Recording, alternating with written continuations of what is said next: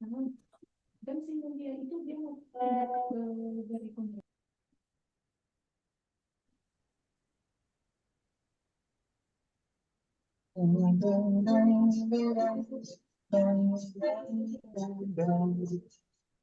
Sa kamera ka.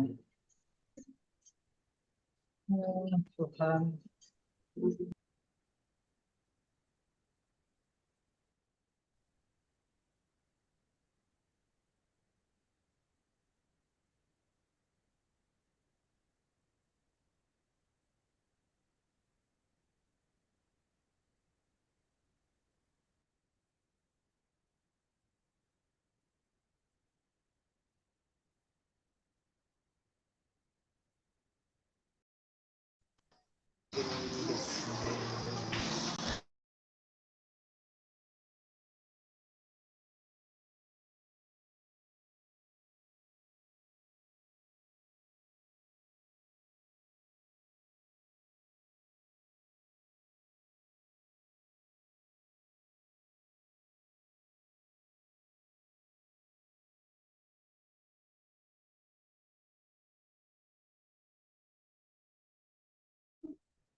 Jadi kan kemarin udah kita ya dari pajak itu juga pasang pabrik dan dari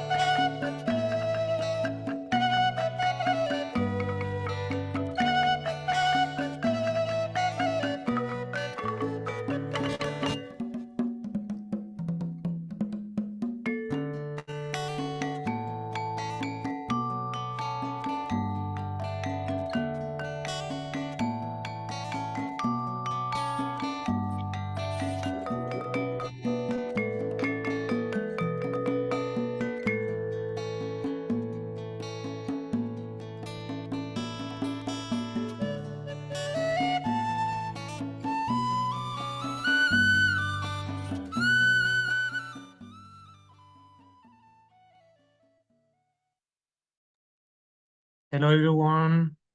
Hello. I hope you are all good today. My name is Alexander Smith. I am from the partnership teams of United in Diversity. Thank you, everyone, for joining us today for the Sustainable Tourism webinar, a joint collaboration of United in Diversity, SDSN Southeast Asia, SDSN Indonesia, SDSN Thailand, and Polytechnic International Bali College. Welcome to Ambassador Tontowi Yahya, the President of United in Diversity. Welcome to our panelists that you will discover in a few minutes. And big welcome to all the participants that come from all around the world, Southeast Asia, Australia, Hong Kong, even Europe. So thank you very much for joining us today. We are very grateful to have you with us to talk about this important matter that is sustainable tourism, especially in the post-COVID world. So I hope we will have a great event, great discussion. Before starting, I would like to remind some commitments that we have for this webinar. So first, make sure to turn off your microphone when you are not speaking. I think you are all already aware of it, but that can be quite annoying during the Zoom when we have like a microphone open. The second commitment is you can utilize the chat function to ask questions, share insights, or engage in discussions, even when the speakers are talking or discussing. You can discuss in the chat between you and share insights, share information in the chat during the discussions before the Q&A session that we will have later. The third one is that it's recommended to stay until the end of the session because, as you maybe already know, we will deliver a certificate of attendance to all of you who joined today. And at the end of the webinar, you will have a QR code to fill a form and you will receive the certificate of attendance directly after that. The last commitment that we have for this webinar is for sure enjoy the conversation with an open mind and open heart. So even if at some points you have maybe opinions that but don't match yours, please already be aware that you can understand it, but maybe not share it. Share all the opinions that are discussed today. So before we start this webinar, please, I would like to welcome Ambassador Tontowi Yahya, the President of United of Diversity in Diversity. Please, Tontowi Yahya, the floor is yours. Thank you very much. Can everybody hear me? Yes, okay. We can. Yes, thank you. Thank you very much for the floor given to me to open this very important discussions this afternoon. So first and foremost, I would like to say good afternoon to all of you, especially the esteemed guests, the participants. A very heartfelt welcome to the first SDSN Southeast Asia webinar in 2024. I'm Tontowi Yahya. I am the president of United in Diversity Foundation. It's an absolute pleasure to have you all here. I'm a dress ambassador because I was Indonesian ambassador to New Zealand and some countries in the Pacific for 5 years, from 2017 to December 2021. And I'm currently still holding the position as the special envoy of the President of the Republic of Indonesia to the Pacific region, or we call it the roving ambassador to the Pacific. So first and foremost, United University, as the host of SDSN Southeast Asia, extends our sincere gratitude to all our esteemed collaborators, SDSN Indonesia, SDSN Thailand, and Polytechnic International Bali. This event stands as a testament to the power of collaboration in addressing the pressing issues of our time. To bring this particular perspective, we are welcoming esteemed guests, Dr. Pairach Pibun Lunglot from Chiang Mai University of Thailand, Professor Lisa Siwon from Chinese University of Hong Kong, my friend Shin Nino, co-founder of Mantra from Bali, Indonesia, Rijke Huber from Think Volunteer, speaking from Netherlands. It is my pleasure to welcome you to the SDSN Southeast Asia webinar. As we gather here today, we are reminded to the importance of our collective efforts to achieve a sustainable future for Asia Pacific and the world in general. For decades, tourism has become an important part of the economic growth for many countries. With globalizations, countries have opened their borders and made it easier for people to travel. In 2019, the share of travel and tourism's total contributions to GDP worldwide was 10.4%. In Asia Pacific, each country tries to attract people from all around the globe by showing them their beautiful nature, historical monuments, and cultural places. But due to the COVID-19 pandemic, the global tourism landscape has faced unprecedented challenges. Tourism has almost completely stopped, and many people dependent on it have experienced a hard time. The pictures that you are seeing right now was a scene in Bali during the pandemic where there was nobody in the streets, there was nobody doing anything.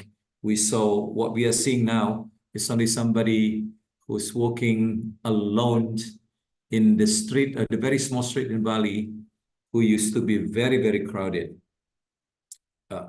But fortunately, tourism has bounded since 2022, and more people visit tourist places and industries. This is great news for the ASEAN Pacific countries and the people working in the tourist industry. However, what about sustainable tourism? Is it still part of the narrative? As countries gradually reopen their borders and international travel resumes, there is an urgent need to rebuild the industry with sustainability at its core. Like every industry, the tourism industry has to become more sustainable and not just focusing on short-term gains. Today, as we gather to explore the future of sustainable tourism, let us not shy away from the difficult questions. How can we rebuild the tourism industry in a way that is equitable, inclusive, and environmentally responsible? How can we harness innovation and technology to create a more resilient and sustainable travel industry? This webinar is not just about discussing the post-COVID revival of tourism. It's about charting a new course, one that prioritizes people and planet alongside profit. It is about redefining the very essence of travel, transforming it from a passive experience into a catalyst for positive change. Throughout our discussions today, we will have the privilege and hearing from esteemed speakers who bring a wealth of knowledge and experience to the table. From academia to industry, from research to practice, each speaker offers a unique perspective that will enrich our dialogue and inspire us to action. Together, let us seize this moment to shape the future of tourism, a future that is sustainable, inclusive, and prosperous for all. So once again, ladies and gentlemen, especially the esteemed speakers, I extend my warmest welcome to each and every one of you. Thank you for joining us on this journey enjoy the discussions. Back to you, Mr. Moderator. Thank you very much, Ambassador Tantowi Yahya, for these great opening remarks. That set the song for today's event. Please now, Edika Sedana, the moderator of today's event, we will start the discussion with you, Edika Sedana, the director of partnership and event of Polytechnic International Bali College. Please, the floor is for you now. Well, thank you very much, Alexander Dermiter. Amazing. Thank you very much indeed. Well, ladies and gentlemen, hello and good afternoon to you all, participants of this webinar session. And once again, I would like to welcome you. This webinar series is a collaboration between United in Diversity, SDSN Southeast Asia, SDSN Thailand, SDSN Indonesia, and PIB College, of course, with a great topic, navigating the future of sustainable tourism in a post-COVID world. And this session was officially opened by with the welcoming remarks from the President of United in Diversity Foundation, as well as a roving ambassador to the Pacific, His Excellency, Mr. Ambassador Tantowi Yahya. Thank you very much indeed for your welcome remark. And we are very much delighted to also welcome our distinguished speakers today. We have here Professor Lisa C. Won. She's Associate Director of School of Hotel and Tourism Management and co-director of the Center for Hospitality and Real Estate Research at the Chinese University of Hong Kong. We have also Dr. Pairat Pibun Lunglot, Director of Supply Chain Economics Research Center, SCERC, and Assistant to the President of Chiang Mai University. Of course, we have here also Pak Sean Nino, co-founder of Eco Mantra Indonesia, Environmental Engineering and Environmentally Sustainable Design, ESD, consultancy based in Bali. We also have Ms. Rikier Uber, the Vice President of Think Volunteer Foundation. And I'm Erika Sedana, Director of Partnership and Events of PIB College, will be your host today. It is indeed, once again, very nice to have you here online. Well, ladies and gentlemen, the reviving tourism sector has created a different trend of traveling than before, as mentioned by our ambassador, focusing on creating quality tourism and leading into sustainable tourism with the travel concept, focusing on preserving the environment and nature. And so the question is not only about what exactly is sustainable tourism perceived by tourism practitioners and tourists, or how we define sustainable tourism, but more on how we navigate the future of tourism post-pandemic.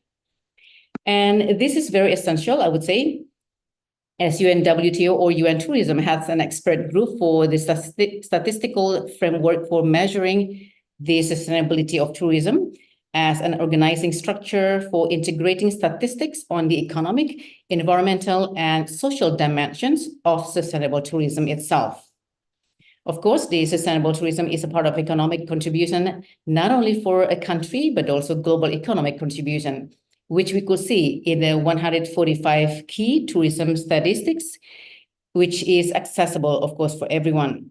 And His Excellency Ambassador Pak Tantowi Yahya was mentioned that a share of GDP from tourism travel is 10.4% worldwide. And of course, tourism behavior is changed, as I also addressed in the other webinar session, if you attended that last time. One of the examples, glamping, glamorous camping, is an accommodation that has attracted so many tourists lately. According to the tourism industry trend 2022-2023 report, most tourism prefer glamping at 45.9% compared to staying in the resort at 24.7% as an alternative post-pandemic vacation. And navigating and enhanced tourism, sustainable tourism, of course, would also involve adaptability as well as resilience, and how far we could adapt the UN Tourism SDGs and what exactly boost sustainable development performance dashboards post-pandemic, and how tourism practitioners encourage sustainable behaviors. We would have insights and discussion with all knowledgeable speakers we have today. Well, ladies and gentlemen, this session would be a panel discussion with all speakers, and we would divide the session into 4 subtopics, each of which is 15 minutes, and we would manage the rest of the time for Q&A session. And of course, should you have a question during speakers' views, please write down your questions in the chat box. And once available, the speakers whom your question is addressed to will respond to you in writing as well. All right, so we'll start with the topic on the impact of COVID-19 pandemic on the tourism industry and its subsequent recovery process. So I'd like first to address the question to Professor Lisa Siwon. Professor Lisa, are you there? I would like to say hello to you first. Hi. Hello, how are you? Yeah, great. How are you? Very good. Thank you indeed for joining us. So Professor Wan, so could you please explain briefly about how to put everybody, just want to ensure that we put everybody on the same page, what exactly sustainable tourism is perceived at your side, and then what challenges did the tourism industry in Hong Kong face during the pandemic, and how did it navigate through these very difficult circumstances? Okay, so thank you. And thank you for involving me in this seminar. Okay, so just very brief, okay, according to some definitions, okay, the concept of sustainable tourism aims to reduce the negative effects of tourism activities, and it's focused on three aspects. Okay, just like what you mentioned before, is the environmental, economic, and cultural aspect of tourism development. And it also emphasizes a suitable balance that to establish among these three dimensions. So this is the definition of sustainable tourism. Okay, I think in general we accept these definitions. And when we ask me about what kinds of challenges that Hong Kong was facing during the pandemic, so I think just like all the others, okay, the pandemic really hit the tourism industry a lot, okay, during the pandemic. Just like I remember by the middle of 2020. Hong Kong went through lockdowns that last for weeks, and many, restaurant and entertainment spots has forced to close, and Hong Kong also had very tough and strict rules, okay, in terms of the social distancing, quarantine, the border, okay, and this significantly caused a kind of big drops, okay, in the number of tourists coming in Hong Kong, and especially the aviation and tourism activities, industry, we suffer a lot. And in addition to the tourism, the number of tourism jobs, actually we also suffer from the loss of labor force, because during that period of time, because to cope with the economic challenges, many business, okay, they have to implement the cost-saving measures, such as to offer something like unpaid leave, and even need to lay off, okay, unfortunately. And during that period, okay, it happens, we estimate that the sectors, okay, almost lost approximately 50% of the workforce, okay, compared to the pre-pandemic levels. And because of that, layoff, and that's why even until now, even after the pandemic, actually, we're still facing something like labor shortage issues recently.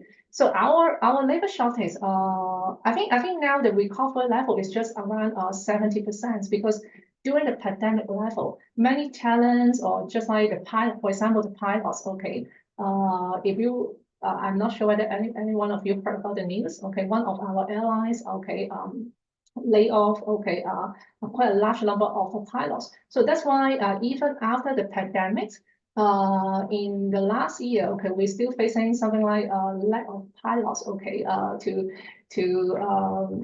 take care of our customer. So that's why these are the difficulties that not just that we were facing during the pandemic, but even until now, we still need to not yet totally recover in terms of the labors. So how did we navigate through these difficulties? And frankly speaking, during that period of time, we think that the government supports were really important.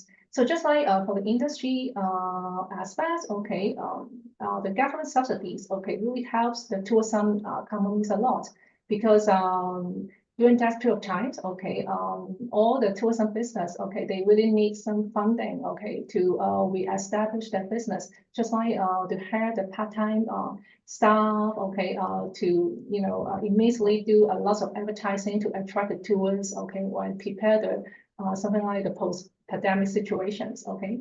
And on the other hand, governments also initiate a lot of incentives, okay, to attract the tourists, okay, to come to Hong Kong.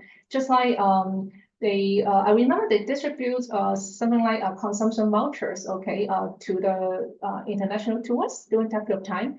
And the Hong Kong government even distributed 500,000, okay, complimentary plane tickets between March and September 2023 to tourists from Southeast Asia, followed by mainland China and Northeast Asia, encourage them to visit Hong Kong. And even for the local residents, okay, the government also distribute around 10,000 per person in consumption vouchers to us, okay.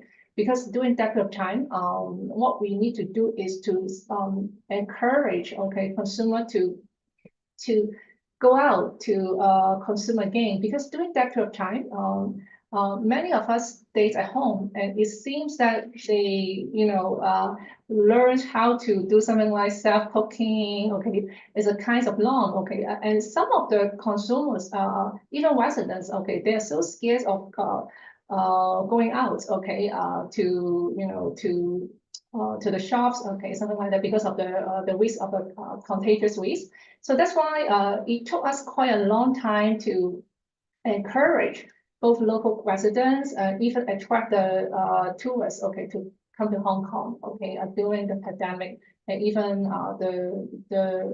just like the beginning of the post-pandemic time, yeah.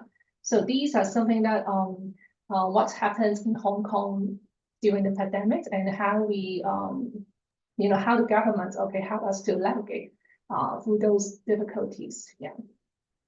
Right. Thank you so much, Professor Wan. So thank you for sharing your views on the how exactly government supports Hong Kong. It was amazing. See all tourism, also tourism business, also when they needed funding, governments are there to take part in the recovery process as well. So then what was the biggest, and in a very quick question, what was the biggest and fastest recovery took place that time that are very visible post-pandemic, Professor Wan?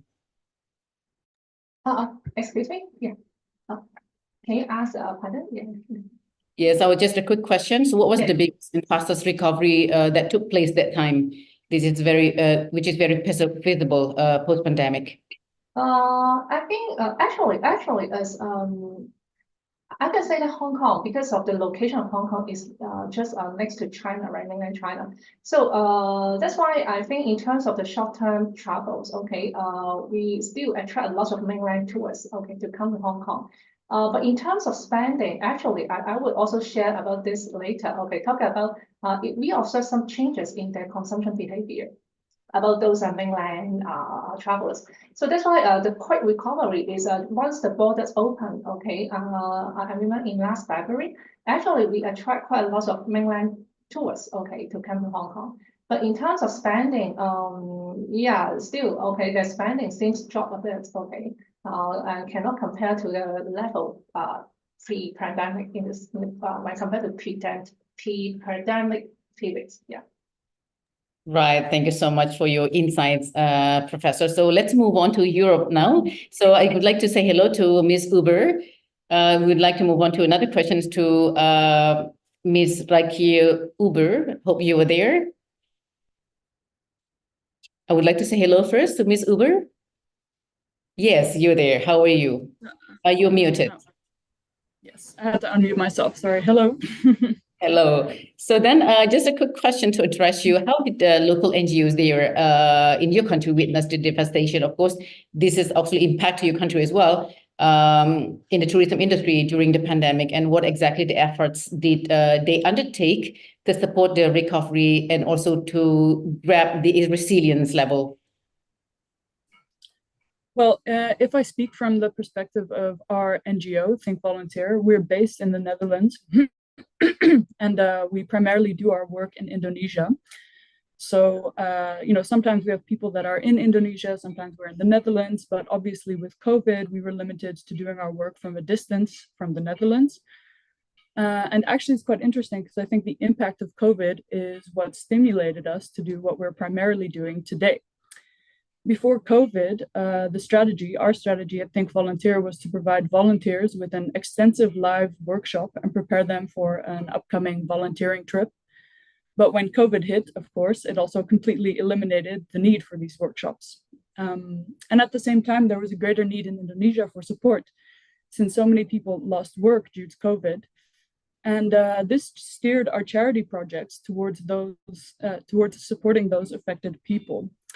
But our charity projects then also became limited to being online donations towards those that were extremely affected by the pandemic in Indonesia, as opposed to charity events that we did before that were organized by volunteers on location. So we simply couldn't do much more than provide relief and help from afar online. And then when it came to the academy, our online learning academy, the only logical step to take was, at the time, during COVID, was to transition to an online academy. We knew at some point that the world would open up again and that there would be many people eager to travel and donate their time to a good cause.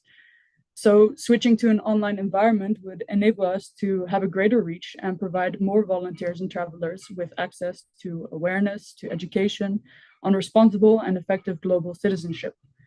And I believe that our NGO and other NGOs went through a similar process in transitioning to or considering innovative online solutions that would continue to support their mission from a distance. So mainly, I think from the perspective of NGOs in the Netherlands or in other countries, I think they mainly had to take the transition to an online environment. Right. Thank you so much for sharing your insight, Ms. Uber. So then, COVID, you mentioned that COVID has changed and drove charity project that of Think Volunteer, and you also provide relief and helps online as well as on-site post-COVID, and you provide online courses to ensure awareness and education is there in the community. So then, if you may thinking back to the COVID area, so by now, what do you think you could do differently? Is there any part, perhaps improvement you would do, for instance, to provide the online service once you don't hope that this happen again, but if this kind of a concern happen again, what would you do differently? Well, I mean, I think the biggest change that the first pandemic, I guess, already brought us is the switch to an online academy. We used to do everything live, and now we're doing everything online. So I think it already brought that change, which we would do differently, just switching to the online environment, basically. Right, thank you. So we keep doing the online to ensure that the spread would be more worldwide and giving more access to the world to access your education and awareness as well. Thank you so much, Ms. Uber. So I'd like to move on to Pak Nino. Pak Nino, how are you? I'm very good, thank you. Yes. How's everyone else? Yes, everyone is very, very well here, Pak Nino. So good to see you again. So, Pak Nino, how was your perspective? How was the COVID-19 pandemic affected the tourism industry in Indonesia, especially in Bali, because you are really into the sustainable tourism also, and what approaches were taken to address those challenges from your own perspective? I think that the numbers greatly dropped around 2020. Early 2020, we saw tourism drop to basically zero. And in the first months, the experience was that most people didn't fully understand, realize, and know how to deal with the situation. And it was only 4 months into COVID that businesses started to shut down. And from our perspective as a service provider, we saw our revenue drop by 80%, and we had a very steep decline in income, which was quite drastic. So as a business, we had to take measures to get our 20-person staff and team through the pandemic, which we did. We didn't let go of anyone. We found a strategy as a family to fight through the pandemic. Unfortunately, we didn't see similar actions being taken in the tourism industry. The majority of businesses, hotels, restaurants had to let go of their staff. And there was a big, I guess, letting go of employees, many long-term employees, 20, 30-year employees. A lot of people were out of work and lost their jobs. And because it was what's called a force majeure, an act of God, a force majeure is something that is out of the hands of most planners and owners. They did not have to pay compensation for a lot of their long-term employees and were able to let them go without compensation. So it created a big vacuum and quite a lot of distress. I think then what we saw happening in Bali was that many people went back to the villages, which was quite nice, that the Balinese actually found a way to collectively support each other and find good support in their own villages. Whereas resident workers from abroad, from Java, from Lombok, were not so lucky. And then there was a lot of support from the regional government, but also the business community.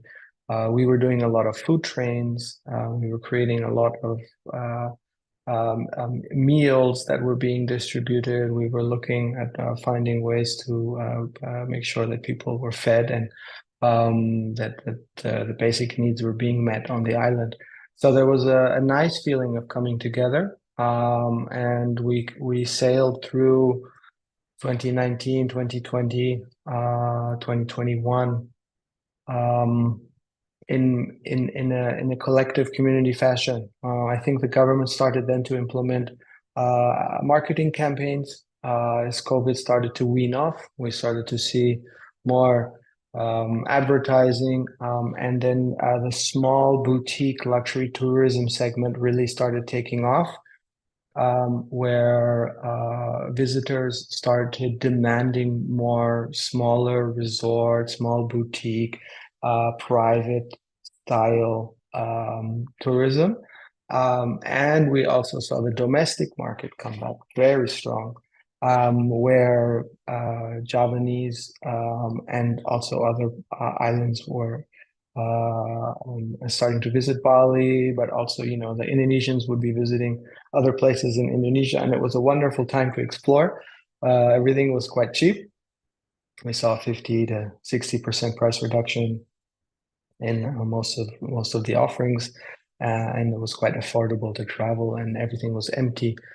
I myself went to Flores a few times. It was beautiful. There was a slow return. And now in 2024, we are actually recovered back to, I would say, almost normal numbers. I was just looking at the statistics an hour ago. For this year, Indonesia already has close to 1 million visitors. And we've seen a lot of the tourism segments recover. Chinese, not so much. But European segment is almost fully recovered, and Southeast Asia as well. We see a lot of increase in Indian travelers coming, but also Singaporeans, and then we see Malaysians, and also people coming in from the Philippines. So overall, I think that we're making good progress and recovering, at least in regards to numbers. Yeah, I think that's kind of how I experienced COVID, and the things that I saw the government do and implement were mainly based around promotion and promoting Indonesia as a destination versus other places in Southeast Asia. And the people and the local community coming together to support each other and to be resilient, which was a very nice experience. And I think something we all enjoyed, at least the people that were here in Bali that were staying here, experienced it as a yeah, not so stressful time after, because there wasn't so much business and it was more of a community time of spending time together and just figuring out the next steps. Yeah. All right. Thank you so much, Panino. I have another question for you actually, but I have to hold that for the next sections that I have. So I just need to move on now to Dr. Pairat Pibunlunglot. So Dr. Pairat, so how are you? Hello. Yes, hello. Hello. Thank you for Hi, joining. Erica. Yes, Yes. thank you for having me here. Thank you so much for joining us.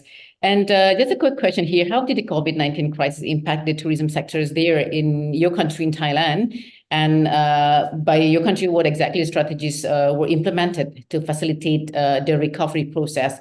Perhaps you could share to us the insights from your side. Thank you. Thank you, Erica. Very big question. I try to answer as brief as possible.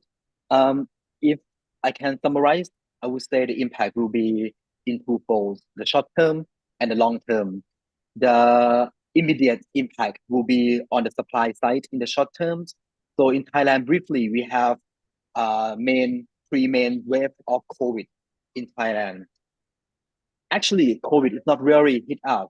What hit us, I mean, tourism industry, is the government measures. We can say that in the first wave of COVID, early 2020, we have little case of COVID in Thailand. But that's because the hard measure of the government that they locked down all the economic activities. So the COVID size is not that a big problem. But in the same time, the tourism industry, hospitality affects a lot because, you know, the country is locked down.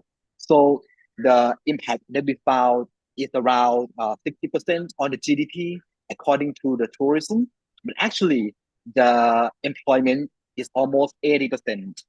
And the impact will be on the cost of the production of the supply side.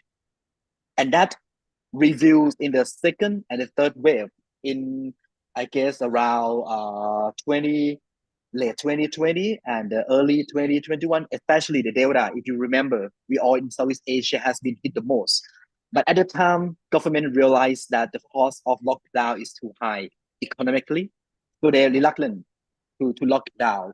So for that part, the economic side is not affected that much. But what we found is that there's less demand, and that brings in the long term. So the impact in the long term now is that there's a change of the market of the inbound tourism in Thailand. So we can say that we recover on the number around 80%. But however, the market profile has been changed. For example, I mean, maybe like in Bali, in Thailand now, the Chinese market is not that important. I would say that there are two reasons. First is that the Chinese inbound market has been reduced quite a lot. I think the coming back of Chinese tourists maybe around half of the market. The second thing is that the market, from our insight and the supply that has been affected a lot, are those intermediaries. So I would say tour operators and also the travel agents, tour guides, has been hit a lot because the market will shift from international to domestic market, and the intermediaries has been cut off, and that's due to the digital disruption as well. So we can say in the short term, it's about the supply shock, and the long term demand has changed. So we experiencing the K shape of the impact. So some people can grab the new trend. It's like, you know, increasing of the revenue after the COVID, but some people cannot adapt. So they are the downside of the K shape, and we are facing that issue. In terms of the remedies from the government in the short term, I think it's like around the ASEAN, the subsidies for the supply side, to reduce some of the interest rate for the loan, and also the voucher. When in Thailand, the government implements the campaigns we call We Travel Together. So subsidized around 5,000 baht per trip domestically, but those money going mostly to the hotel industry. So I can say that the travel agents still have some effect still now today.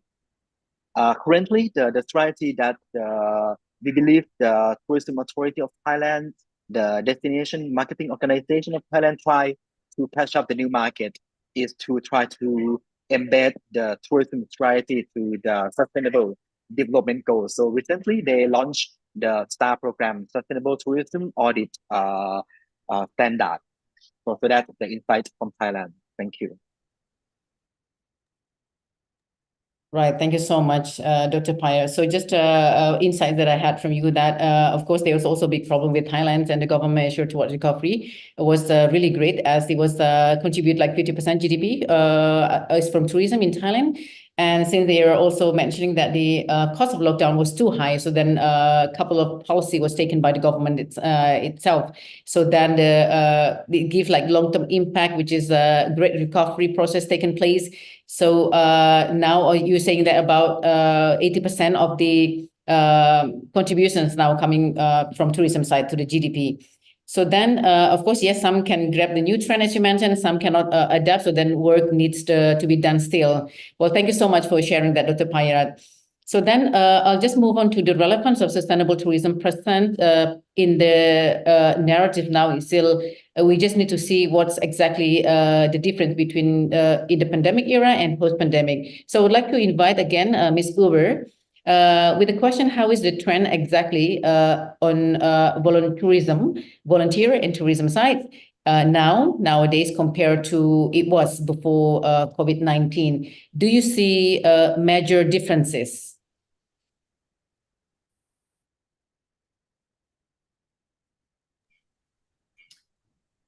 Hi. Yes, I've seen a lot of different sources after the pandemic years in 2021 say that voluntourism is a growing multi-billion-dollar industry.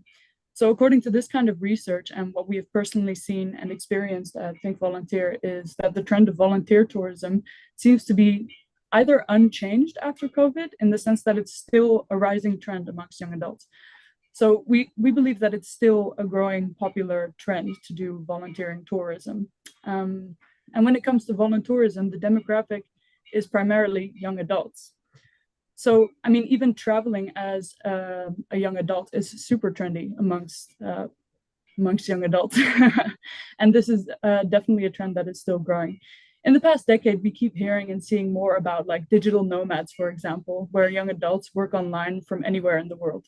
Nowadays, there are even special visas for digital nomads in certain countries. We see these trends a lot on social media, which stimulate a lot of young adults to want to go out and experience the world. And nowadays, they see beautiful videos of tropical destinations like Bali, which is truly an influencer digital nomad village. And these days, in our globalized world, young adults are also becoming more aware and motivated to combine their luxury travels with something altruistic, doing something good like volunteer work. And this is how easily people can click on a link online and go on a volunteering trip and end up in a country where they know nothing about the culture and how to treat it with respect, the environment, and how to preserve and protect it, or any other real world challenges that are faced there. So in any case, my observation of voluntourism before and after the pandemic is only that it is becoming more important that this industry takes measures to become more responsible and sustainable. I just think it's becoming more and more important that we take measures to bring more attention to awareness and education in young adults that keep getting attracted to go abroad and travel. Well, thanks so much. So then, yeah, it's still, of course, I agree so much. It's still a very popular trend as a volunteerism. And I'm very also much agree also with digital nomads. It's almost everywhere now, and it stimulates young adults to travel while earning at the same time. And as you mentioned, yes, Bali has also more and more urbanized area for the digital nomad nowadays. Well, I just need to go back now to Pak Nino. Pak Nino, from your perspective, is sustainable tourism still a central part of the industry's narrative, especially considering your expertise in sustainable building and development? I would say, well, I just need your perspective and insights about this. I definitely think so, especially in the boutique segment, smaller segment, 4-star, 5-star, smaller boutique style hotels. We see in the numbers that the bookings are increasing in this segment, and people are veering away from bigger 300, 200, 100 room hotels and actually looking for smaller offerings which are more focused around 15 rooms maybe, or just have like a more family and smallish atmosphere. So we would like to think that tourism is evolving towards a more boutique and smaller style, and moving away from these massive hotels, which are in no way sustainable at all because they consume so many resources and they're empty most of the time. A lot of them are just dead assets that are being used for money laundering or other shady business practices. There's a lot of real estate, tourism real estate in Bali that's completely underperforming, and that is not sustainable in any way.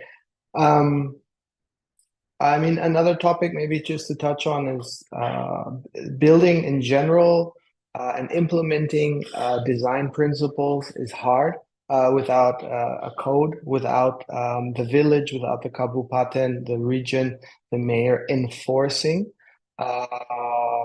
principles and guidelines so that the market follows. The biggest challenge we see in the development and building and construction industry is people's risk and the costs that they are facing in their construction. So they then are looking for ways to save costs in any way possible, and often don't engage in serious and real planning, design, and building and construction.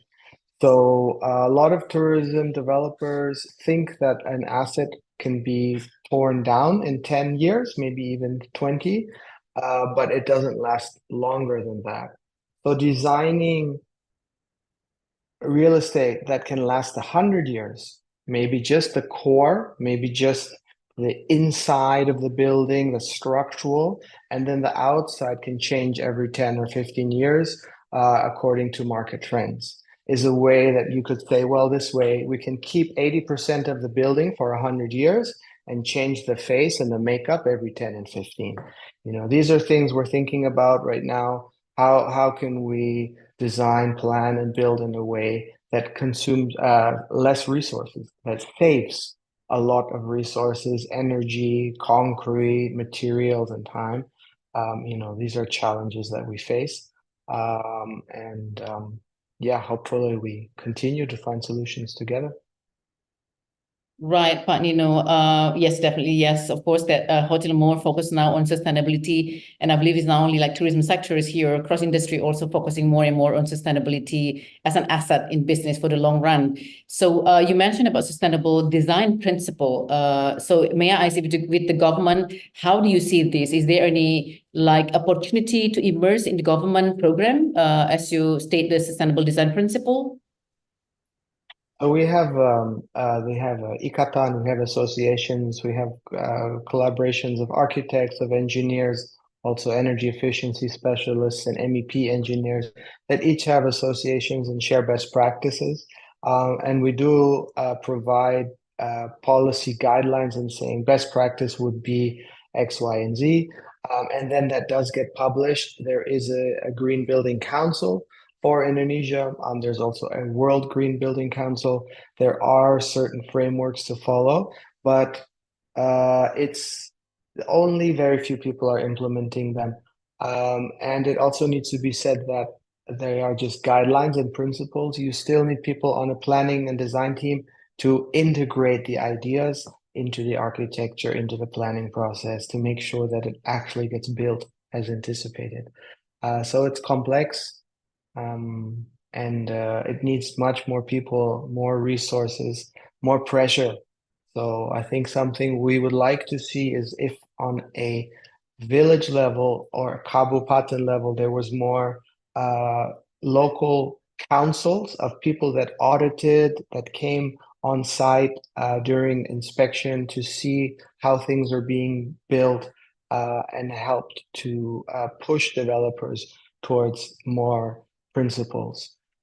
As it is right now, everyone talks about it, but then saves costs as much as possible, and we get really ugly buildings, buildings that don't function and that don't last and that no one actually needs. So, yeah. Yeah, I agree. So becoming more efficient in the planning. So I love that.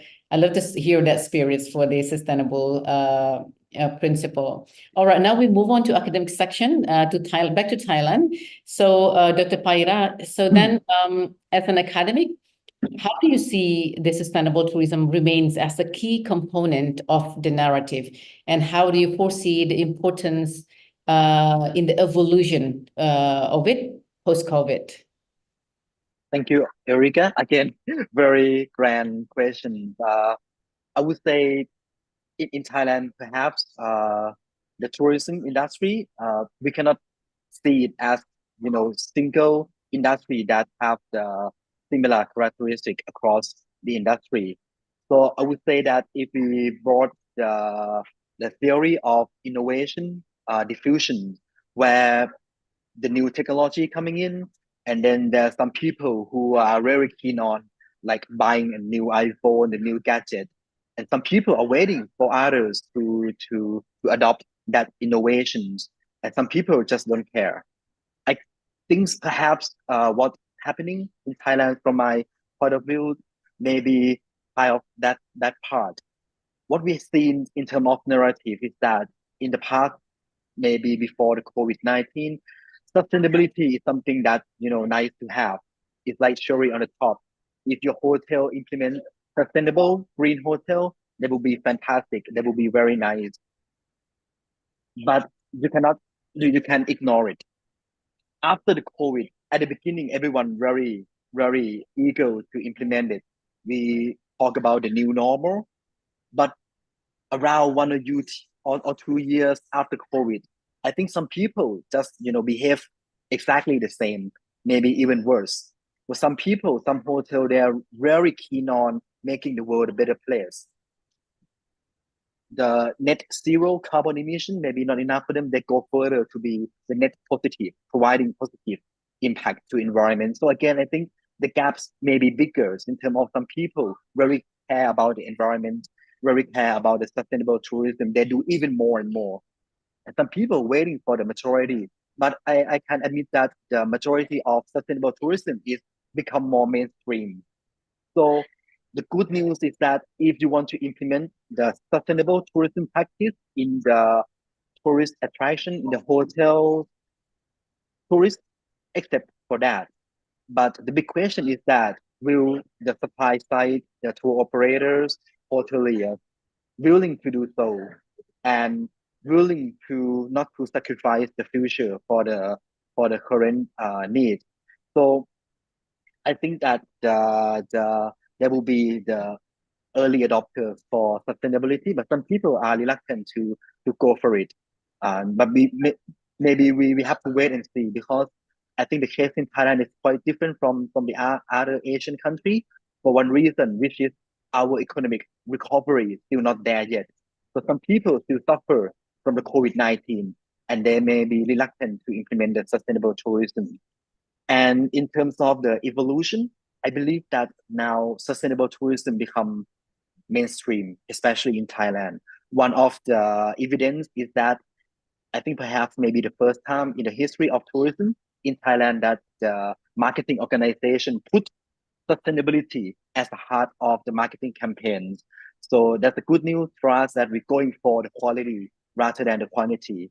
And one of the statistics from the domestic tourism in Thailand is that we have slightly less tourist arrivals. But in general, from my narrative with the people in the tourism industry, the spending per head tend to be higher for the quality sustainable tourists that come to the country. So that's my part. Thank you. Right, thank you so much, Dr. Pyra. So then I just move on quickly to Professor Wan regarding the same issue, Shil. From the market perspective, Professor Wan, how do you see the market trends and reaction to sustainable tourism landscape? Dr. Pyra just mentioned that just after after pandemic, so it was like concern about sustainable behavior. So then there was a gap, but then now the sustainability is the heart of marketing campaign in the industry, which is very much they are adapting to it. So then on your perspective, how do you see the market trends or reaction to the sustainable tourism landscape, Professor? So this is a great question because actually, after the pandemic, we observed some very interesting phenomenon associated with the tours because just I mentioned before, okay, for example, those mainland tours, okay, their overall spending drop a bit. Okay, so I will share some information very soon. Because I think the one of the reasons, okay, because after the pandemic, more and more consumers or people have engaged in a lot of self-reflections. And we try to contemplating the meaning of life because, pandemic is something that, all of us suffer a lot, okay, also is a kind of severe health risk. So that's why more and more people start to think about, the meaning of life, okay. That's why we observe that some of the consumers and tourists nowadays may no longer just solely focus on shopping, okay, when they go travel. Instead, they tend to recognize the importance of such as like mental well-being, mental health, okay. Just like recently, okay, we observed some official figures shows that mainland China has around 474 million domestic tourists over the recent 8 days Lunar New Year holidays, because Lunar New Year holiday is a big event, okay, in mainland, and also they have and we also observed that they have an increase in the domestic tourist travel, okay, in mainland. So the figures show that, okay, this is around a 19% increase compared with the same period in 2019. So the number is very good, right? But average per capita consumption was down 10% as around 1,300 something yuan. So roughly is kind of a $185. So in other words, people from mainland, okay, have reduced their spending. So this indicates that maybe, okay, in general, tourists now inclined towards seeking something like in-depth experience and are interested in exploring the local culture of a city, pursuing leisure and even experiential tourist activities. And we also observe that in Hong Kong, okay, they love something like intra-grammable consumption. That means they just go to some famous places, reflect some local interesting cultures, and then they just take a picture and put in IG, okay, without spending something like extra, okay, money on shopping. So we also observe that they try to be more likely to engage in something like ecotourism. They enjoy hiking. Some of the tourists start to explore, okay, the rural area of Hong Kong, because actually Hong Kong, we also have quite a lot of Iceland, okay, and some hiking areas also very good for them. So the trend is there, okay. So that's why I think in general, this trend also contribute to the long-term development of sustainable tourism, especially in environmental and socio-cultural aspect, because tourists now, they start to be more interested in understanding the local culture. Okay, they want to have more in-depth experience with the city or destination. Yeah, so that's why I think this is a good market trend. Yeah. Right. Thank you, Professor Wan. So that I love to take the key phrase that embracing sustainability in every section as it contributes to mental well-being. And it's really good to know that also to understand that tourists now start to engage very much and more into ecotourism. So now, ladies and gentlemen, I would like to move on to, let's go back to the sustainable recovery post-COVID that involve aligning profit and people and the planet itself connected to the SDGs. So I would like to get the views from Ms. Uber. How exactly, Ms. Uber, the volunteerism was seen as two sides of the coin? Exactly, it brought sometimes good and bad. That's how the people perceive. Is that still the case on your perspective, or how exactly to improve over the last few years, for instance, just out of the COVID? So what are your strategies to contribute to the best changes moving forward?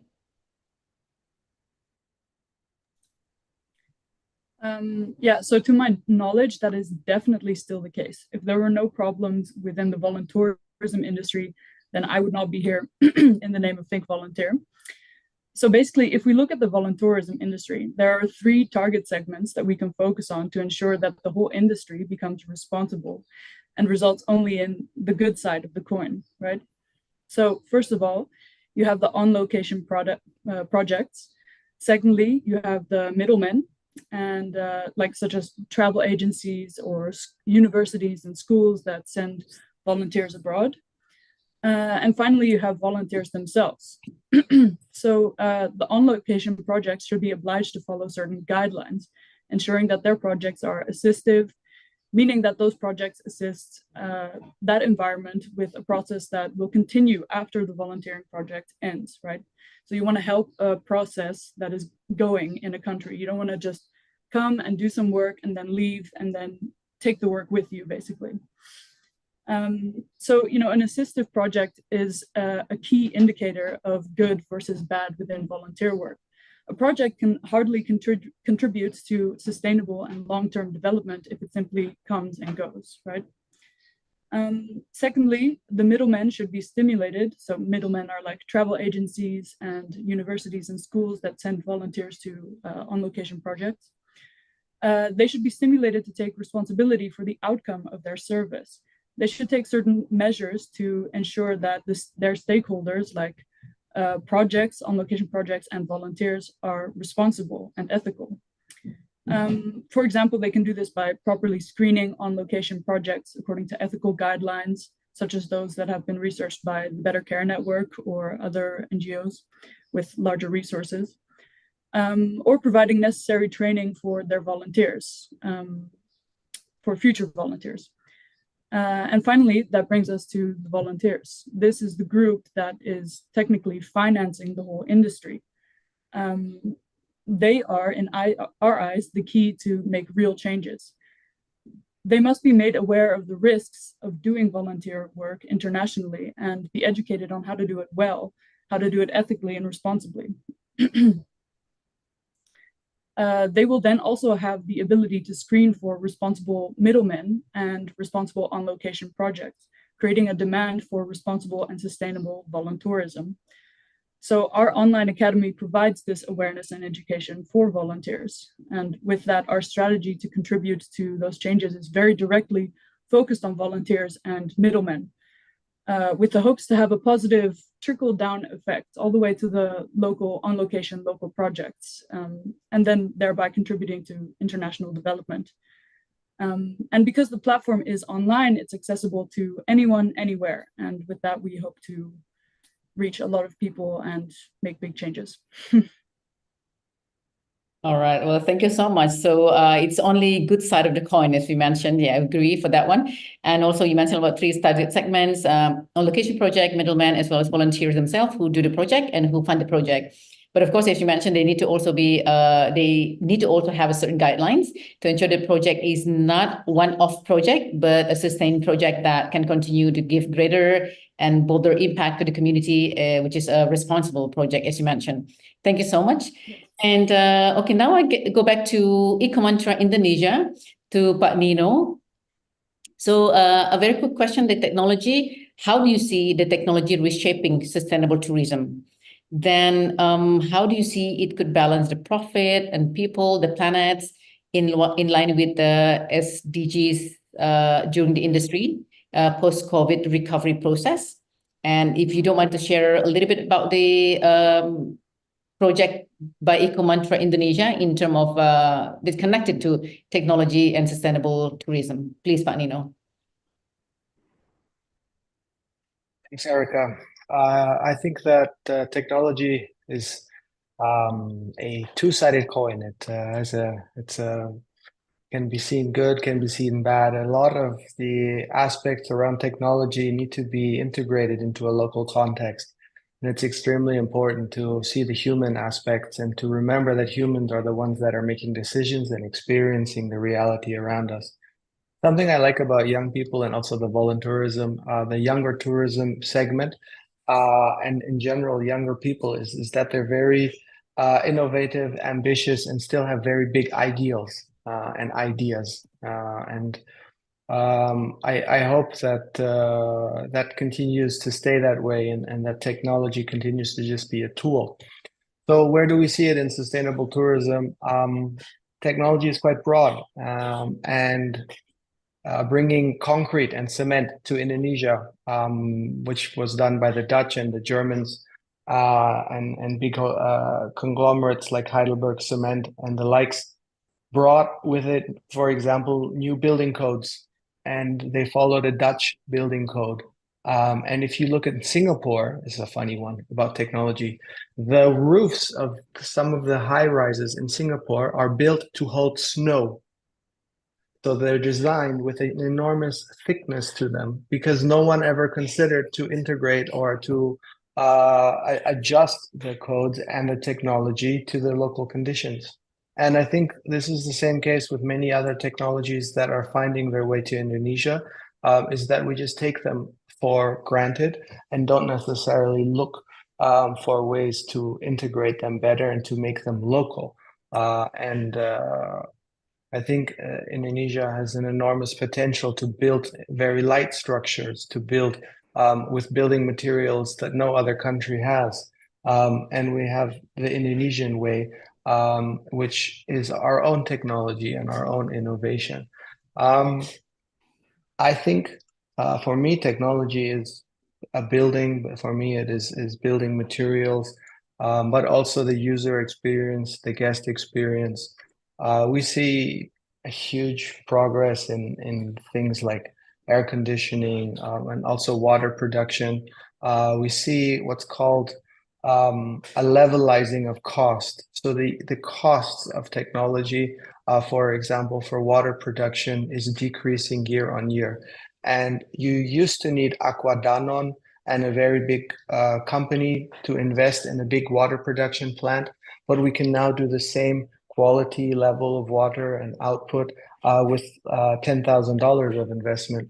So you could liberalize water production and make it owned by the villages rather than owned by the multinationals. That would be a great form of diversification and income for villages, for example. So there is that in seeing the levelized cost, the cost for technology decreasing and the availability of technology increasing. So if we start to pair that with our tourism resorts and with innovative young people, there's a lot of opportunity to create fantastic solutions which are aligned with the sustainable goals. And there is a lot of potential for improvement. But we still need to find ways to drive those processes together. And in the end, humans are the ones making decisions, not technology. So we need to have good colleges and sessions like this and have good education and good collaboration to start to, drive those processes. Yeah. All right, thank you, Pa Nino. So I would like, yes, the two study points and need to bring it up to the local context so it could benefit the best way to the community. Thank you so much. So then I will just move on to Dr. Pairat here. So in terms of education side, Dr. Pairat, so then how can university contribute to promote sustainable tourism, especially in partnership with the government and businesses? So would you mind to share your insights in Thailand? Please. Thank you, Erika.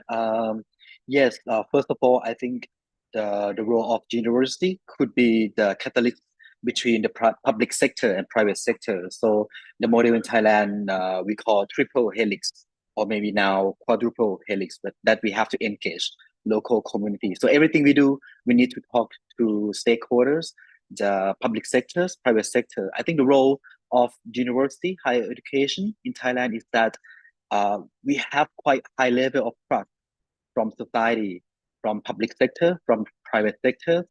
Our role, I think, could be in four ways. I think the first two ways is the traditional and mainstream mission of university. First is education, but we need to change, not just degree education.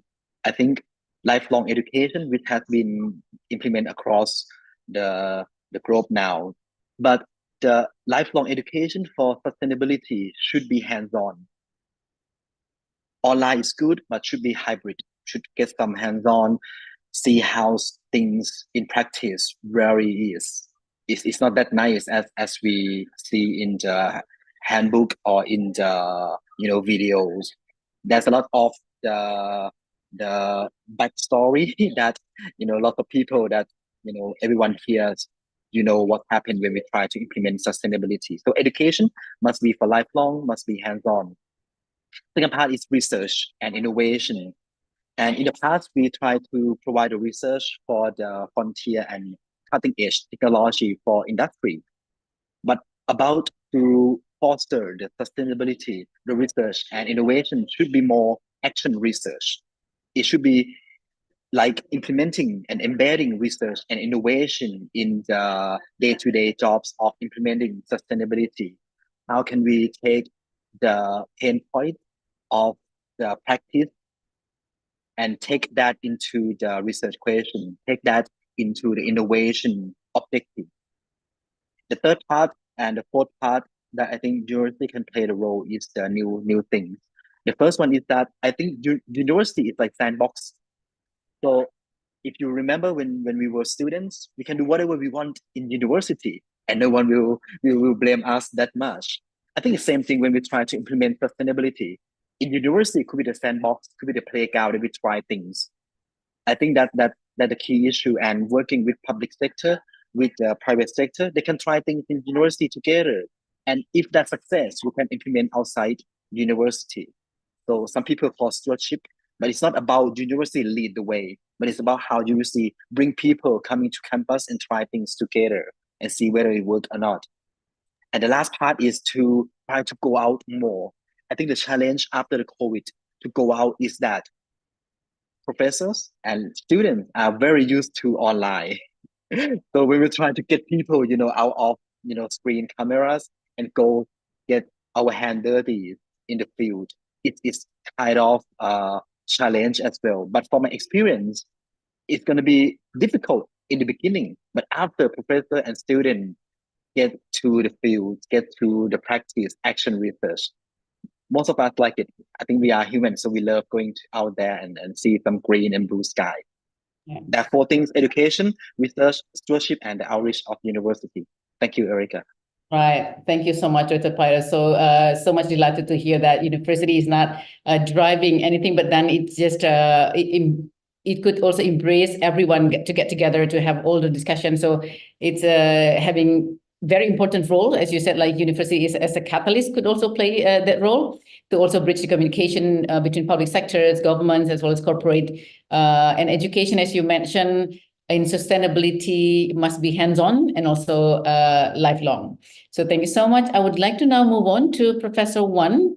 So Professor, what exactly do you think combining profit with sustainability in appealing to the tourism industry? How do you see this? How do you see business can achieve the balance between sustainable recovery as well as the profit itself? Okay, thank you. Yeah, thank you. Actually, I think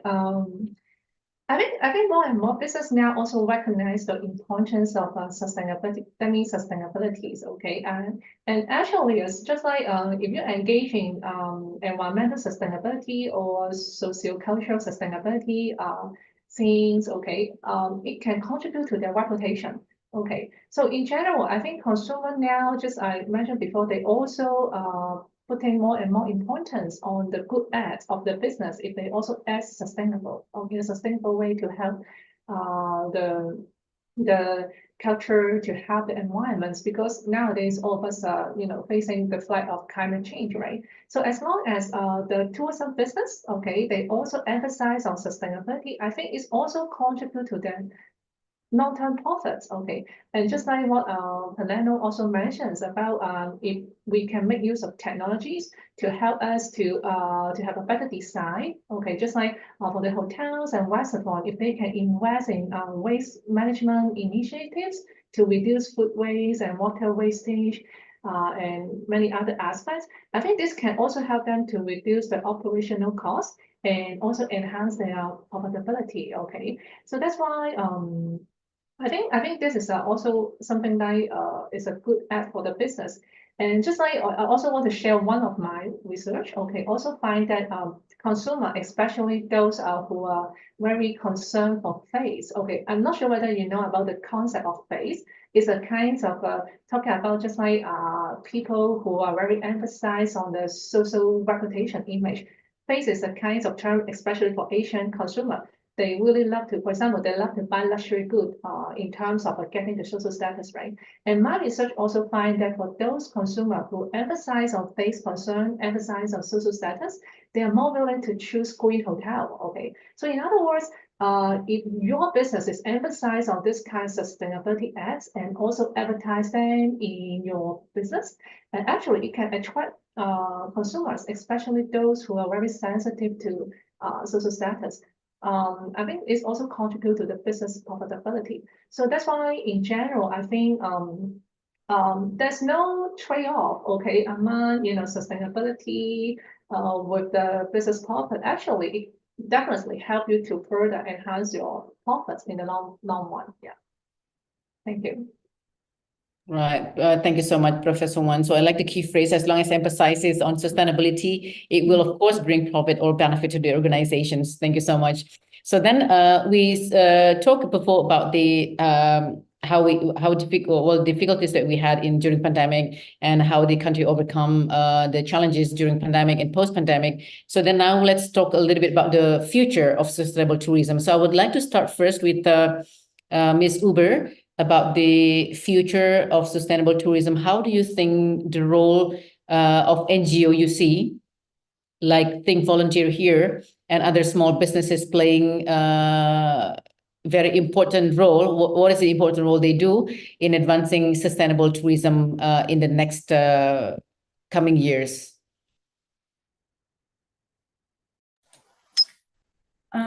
Well, I'm sure that any NGOs that are similar to us hope to play a larger role in advancing sustainable tourism, and depending on their mission, of course.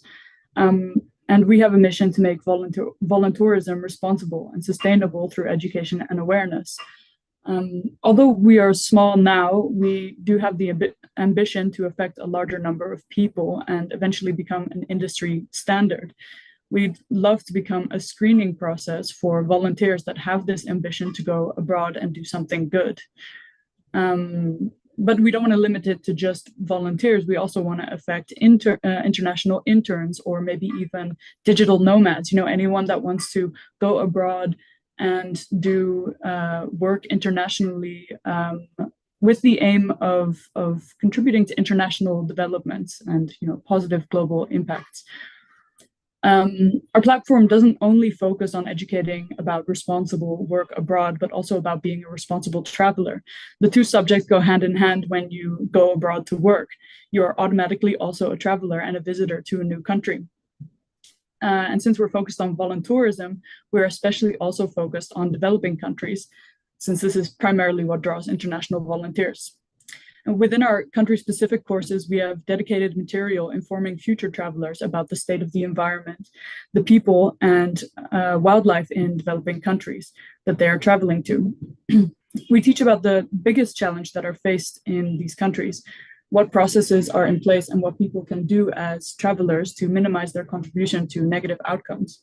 For example, our course on Indonesia summarizes the most important challenges faced in Indonesia, such as pollution, the loss of mangroves and deforestation, precious ecosystems, and endangered animal species. This not only teaches them to make more responsible choices when they are there and preserve nature, but also teaches about how the effects of the degradation of nature in Indonesia, how that affects the rest of the world. And aside from informing about sustainable practices regarding nature and environment, we also teach about cultural sensitivity. This can ultimately also promote global citizenship, which ultimately is an important part of advancing not only sustainable tourism, but global cooperation. But to answer your question, what role do NGOs and small businesses like ourselves have? Well, I think my point is that it depends on the solution that they present.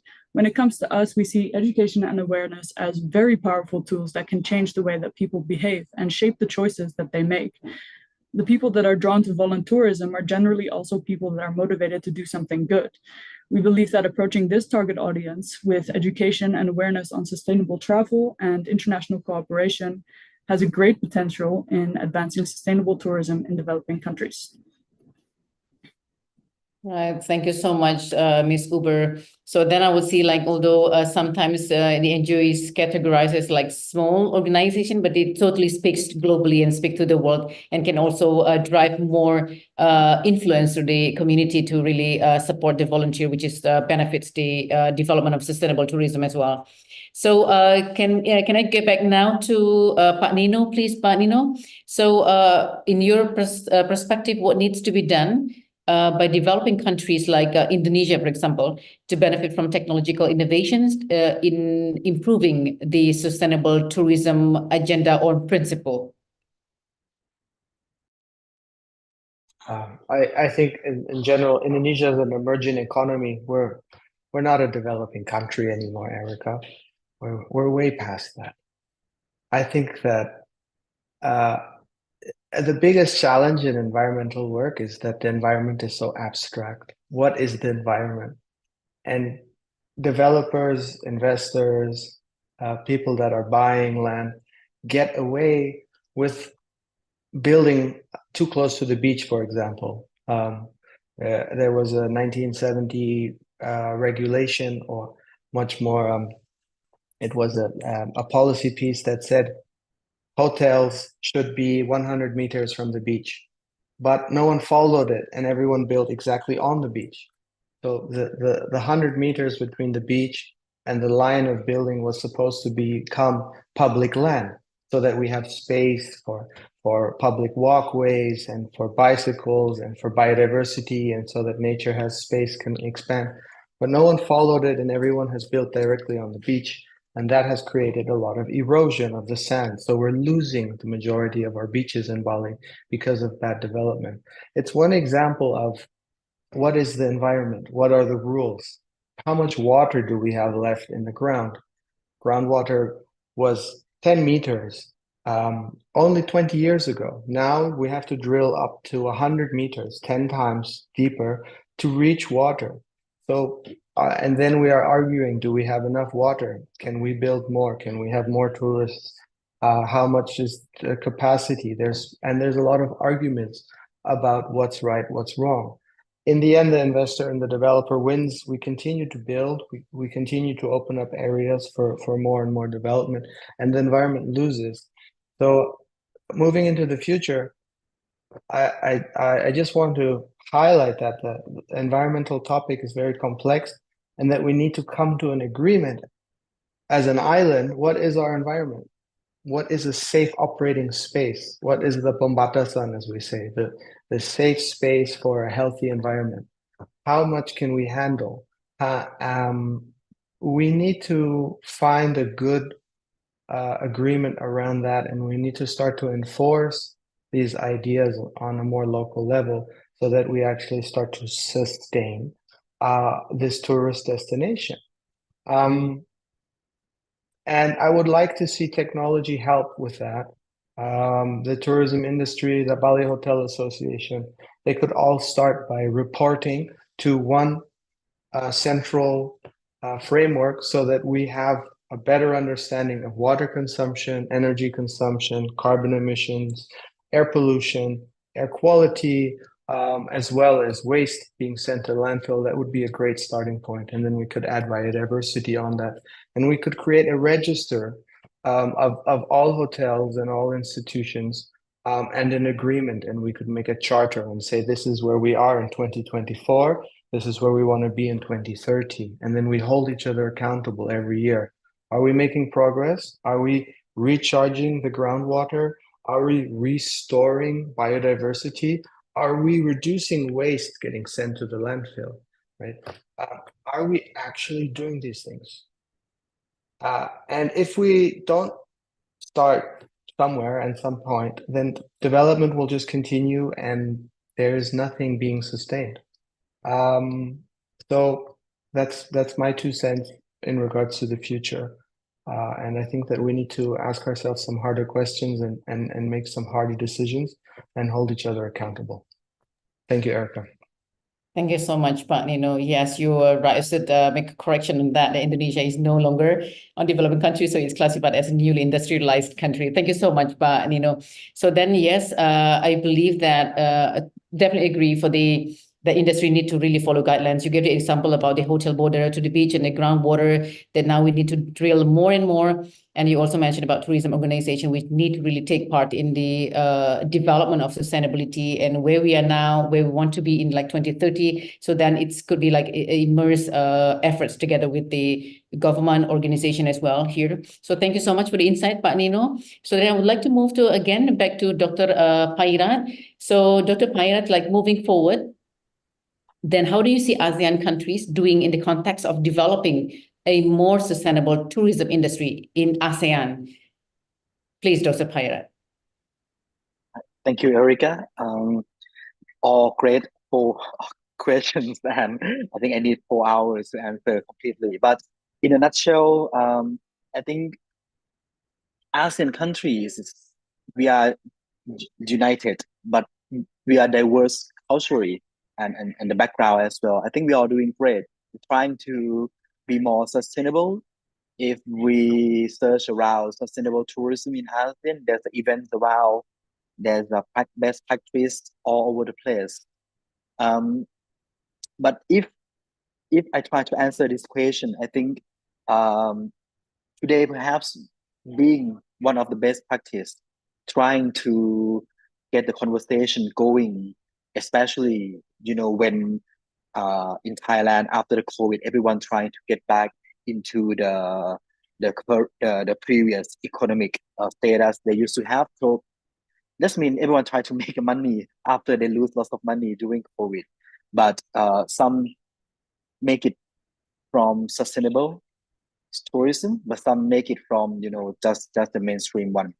I think to move ASEAN country toward sustainable tourism, I can think about 3 key terms, 3 C. The first C is we may need to reunite our core value again. All the countries, states. We embed sustainability from day one, I believe. But when times goes by, we keep doing our things. Maybe this year is a time where SDSN can and United in Diversity and other stakeholders and hosts today bring people together, talk about sustainability and make it business case. I think if we can make sustainability being business case, that means if we do sustainability, if we do sustainable tourism, we can make a profit for the business. So that would be the thing that get people going for that.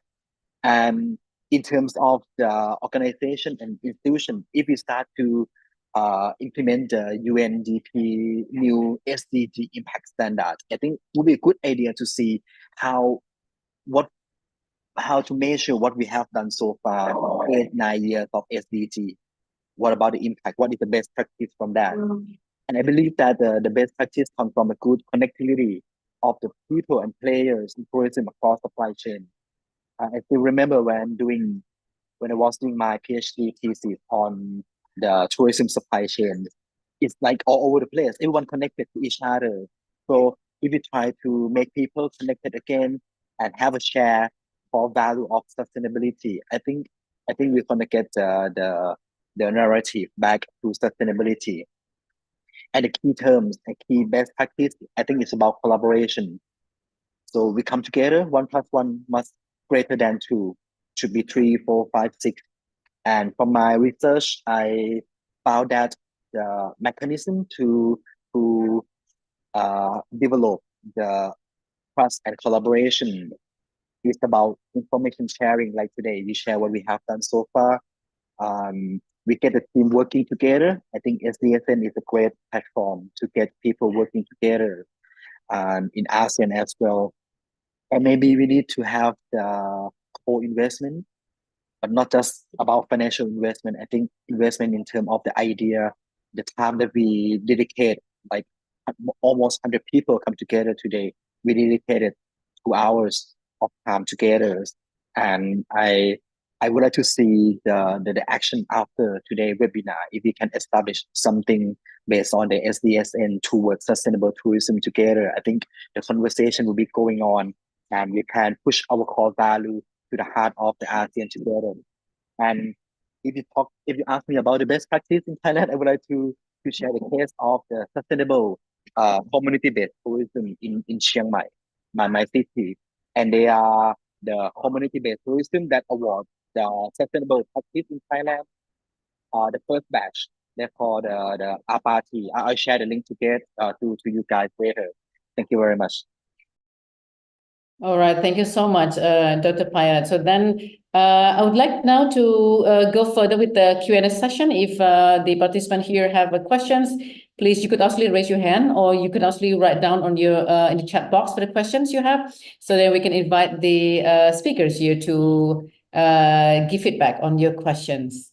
Is anyone would like to address a question? You could actually raise your hand with the reaction button.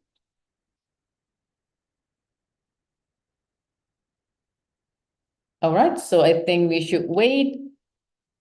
If there is no questions, so I have already addressed more questions actually on this webinar session. So then I would like to perhaps, yes. We have some questions in the chat if you want, Erika. Yes, please. So I tried to look at the question here. For example, from Yesro, we have an interesting question. Yes, okay, I could not really locate here, Alexander. So would you mind to read the questions for please? So from Yesro, hello, my name is Yesro. A pandemic might happen again in the future. Could virtual tourism be an option? And whether scheduling visits to tourist attraction could also be an option, apart from limiting the number of tourists to reduce the possibility of transmission, also providing a more private tourist experience. Thank you.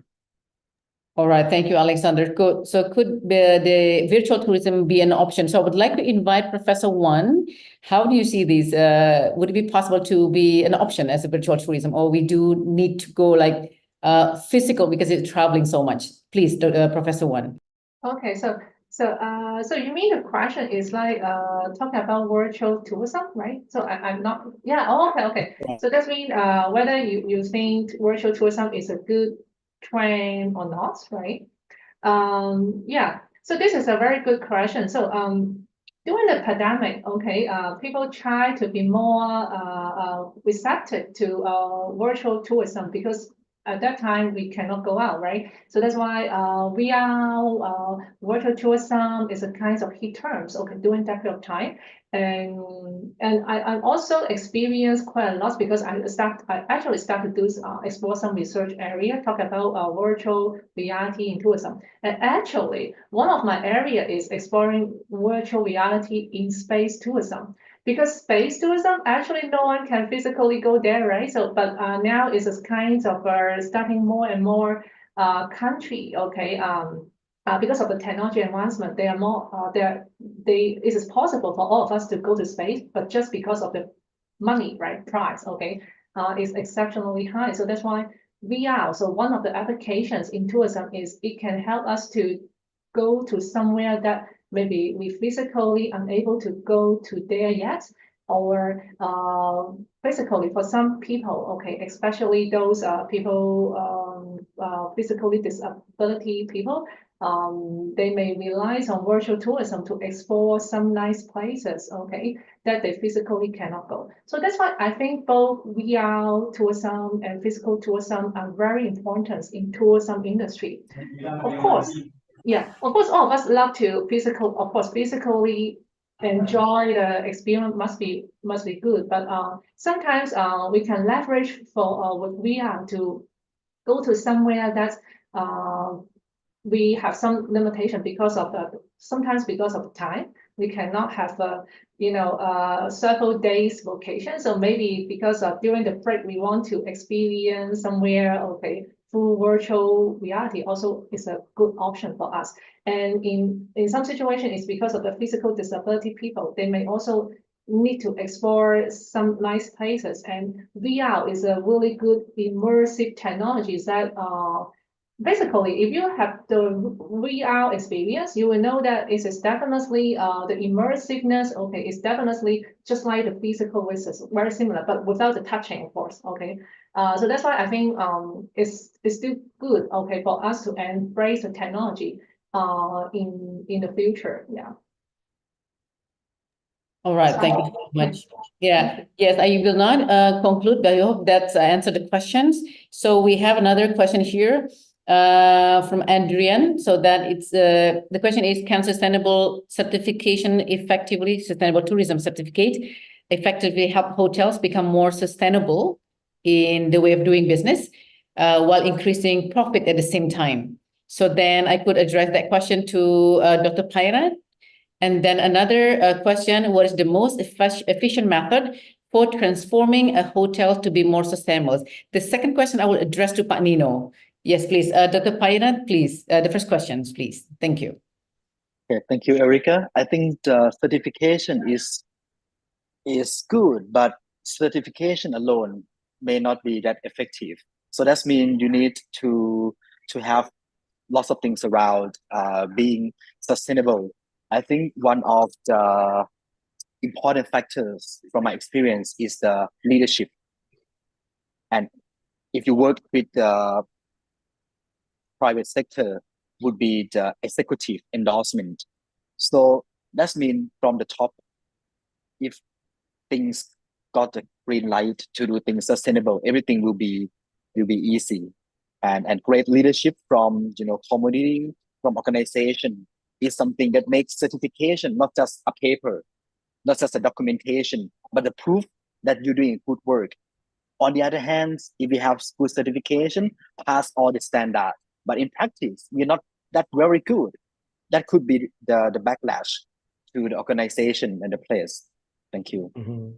All right, thank you so much. So thank you, Dr. Pairat. Yes, thank you so much with that. So can I move to Pak Nino, please, for the second question? Would you mind to help answering this question, please? Can you repeat the question, please? Right. The question is, what is the most efficient method for transforming a hotel to be more sustainable? So like Dr. Pairat said, certification offers a bit of a guideline and checkboxes. But within an organization, there needs to be leadership and there needs to be vision and there needs to be goal setting. But there also needs to be implementation that connects the dots over time. Something that we learned to do to help overcome these transitions was to train eco-champions. And the most efficient is a person that is passionate, that loves to talk, that has a voice that's respected by everyone on the team in the hotel. And we would nominate people based on their character traits and look for very outgoing people. It could be the pool guy. It could also be from housekeeping. They had certain personalities that were outspoken and that didn't give up. And we nominated them to become the eco champions. All of a sudden, they were assistant manager and were responsible of implementing the environmental program in the hotel over years. So it's this continuous repetition of messaging, of telling everyone in the hotel, hundreds of people, what to do that creates the change. And this is simple things of reducing the thermostat from 21 degrees to 24 or 25 degrees. You need an eco champion that checks on that and that says the standard is 25, guys, because again, you will have people that break the rules that will put it back down to 21. But no, the standard is 25. The same goes with separating waste in the kitchens. You will have people that are too lazy, that they will mix everything and they don't want to follow the rules. The eco champion has to tell them separation is key. In this hotel, we need to separate. The same goes with water conservation measures and other programs. So the eco champion is definitely the most efficient and effective in all aspects because he brings the human element into the transition and leads the change. And it's beautiful to see again and again how successful this is. Right. Thank you so much. So I believe after this webinar session, we would work on the eco champion in each organization. Thank you so much, Pak Nino. So, ladies and gentlemen, participants, due to time constraint, I would like to invite all the speakers to have a last closing statement, very short, please. So then I will start with Ms. Uber. Would you mind to share a very short last closing statement, please, in terms of navigating future of sustainable tourism?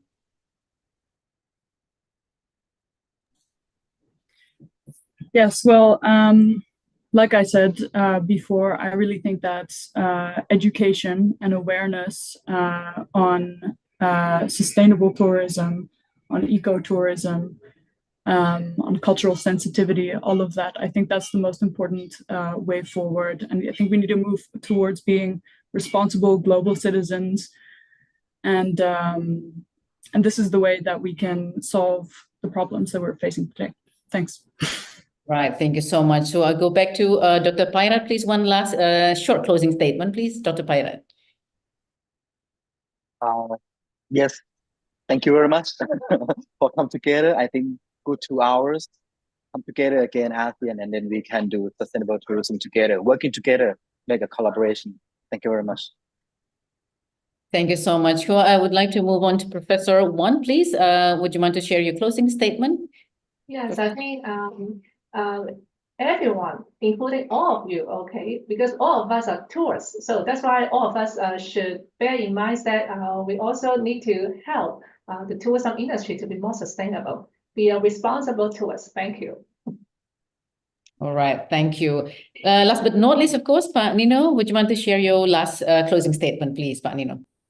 Yes, to everyone in Indonesia and to the students, how can we find, I would just like you to look for a mechanism for tourism and businesses to participate in governance, in village governance. How can tourism and businesses create an association in a village and register in a village so that they can hold community and environmental meetings in a village, so that there's more collaboration, more discussion, more open dialogue about driving solutions into the future? Because we need to talk more and we need more real physical meetings of coming together to solve these complex problems together.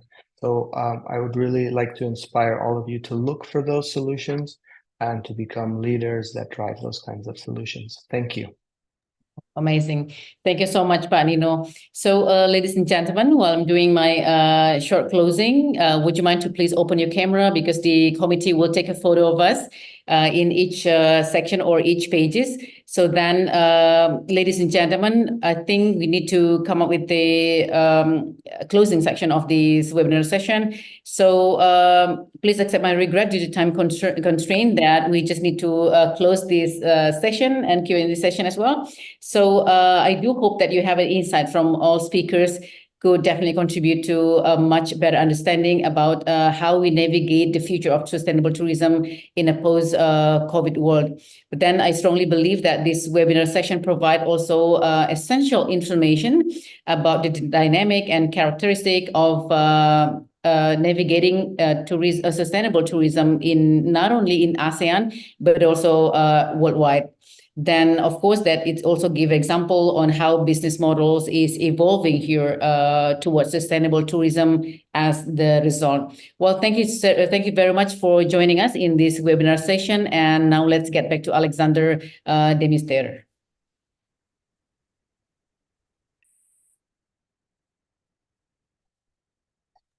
Yeah, thank you, Eri. Thank you, Ibu Erika Sedana, for this grace moderating of this event. Thank you for everyone to have been here today. I feel it has been a good webinar with a lot of insights, a lot of information to think about. And yeah, I would like to really give a big thank you to our panelists today, Shanino, Tezawan, Dr. Perak, Ricky Hubert, and of course, Ambassador Patantowi Yahya, the President of United University. Really big welcome to all the participants who have been here today. You have been a lot, and I hope you got a lot of information and insights for maybe your work, for your studies, or maybe just your tourist activities. I hope it has been really useful for all of you. We would like to do we have still 3 things to do, small things to do. The first thing is we would like to do to have a picture, screen picture of all of you and all of us. And so we would like to ask to everyone to open the camera and we can have like a picture together. Yeah, thank you everyone. Thank you everyone.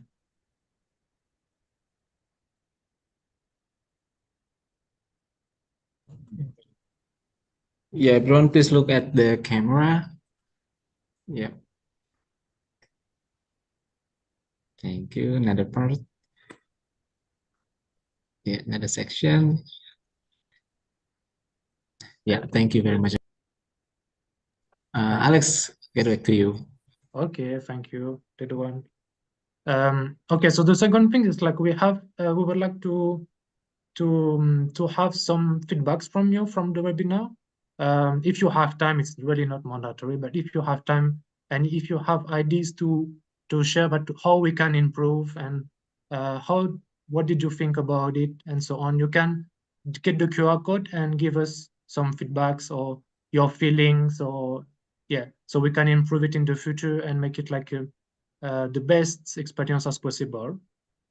So I would give you like 5 seconds for everyone who wants to get the QR code. And after that, we will go to the last thing that we have to do. Okay, so the last thing is like the QR code for the certificate. So as I told you before, we will deliver to all the participants of today a certificate of attendance for today event.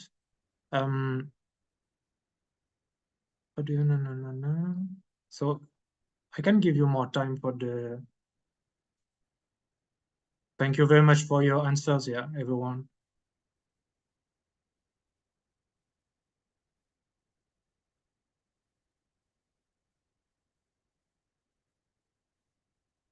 Thank you to Polytechnic International Bali, all the students and lecturers who have joined today. We know that we have a lot of students from Bali, but also from everyone who came from outside Indonesia, in Thailand, Hong Kong, Europe, Australia.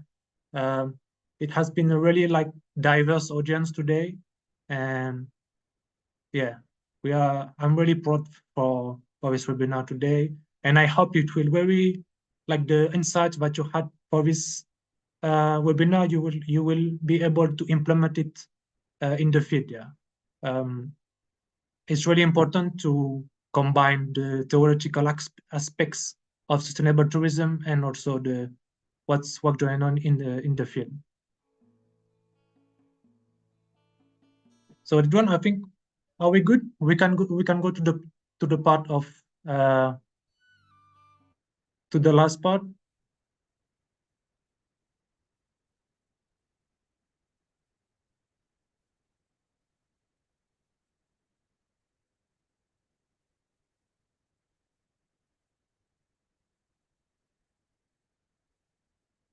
So you will have like you will have just like a small form to fill. It's just your name and your email. You already have it on the chats if you want to get it. So you can already get it on the chat. But you have also the QR code. So you have 2 ways to get to fill the form. So the QR code or on the chat. So yeah, we will let you with that, and we will send you like the certificate soon, yeah, as soon as possible. Thank you again, everyone, for joining this event today, and yeah, I will close it. I will close it now, and I hope it has been really useful for you. Thank you, everyone. Yeah, see you soon. Hopefully, in another event or in another collaboration or on the field. Thank you very much, Thank you so much, Alexander and Thank everyone. Erica. you. Thank you, Bye-bye. Thank you, speakers. everyone. Thank you, Pak Thank you. Dino. Thank you. Thank you, Pak Pairaj, Thank Dr. Pairaj. you. Thank you, Professor Wan. See you next And time. Thank See you you. for all.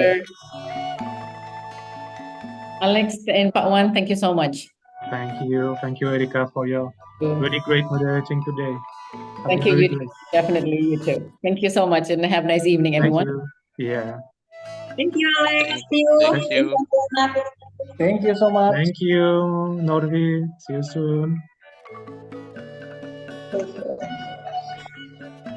Thank you, Thank you very Boy. much, guys. Thank you very much.